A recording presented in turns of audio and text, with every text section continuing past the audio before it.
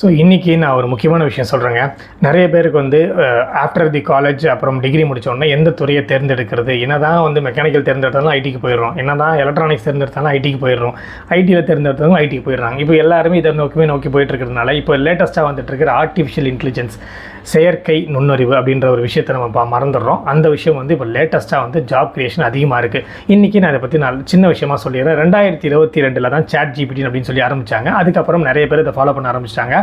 Companies such as NVIDIA, Meta, Google, Adobe, இது மாதிரி நிறைய கம்பெனி வந்து இதை ஃபாலோ பண்ண ஆரம்பிச்சிட்டாங்க.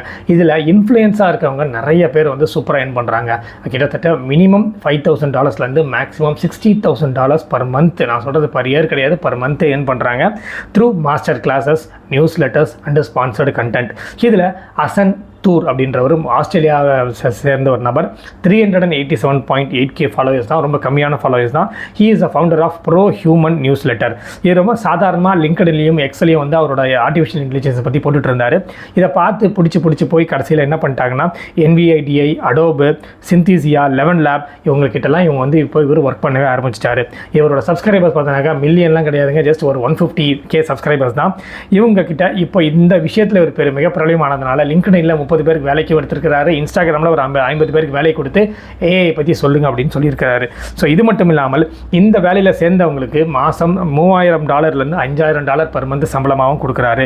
இவர் வந்து இப்போ மந்த்லி $60,000 பர் டாலர் வந்து பர் மந்த் வந்து எடுத்துகிட்டு இருக்காரு, $60,000.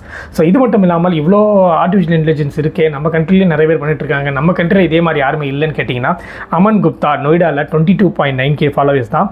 இவர் வந்து இப்போ யார்கிட்ட கொலாபரேஷன் பண்ணிட்டு இருக்காருன்னா அபாக்கஸ், டெக்டோப்ளஸ், Alibaba, 10web, Wix, InVideo and Napkin, இந்த கம்பெனி கூட தான் இருக்கார். இவர் வந்து எவ்வளோ சார்ஜ் பண்ணுறாருன்னா for sponsorship $200, for content services $750 பண்ணிட்டு இருக்காரு.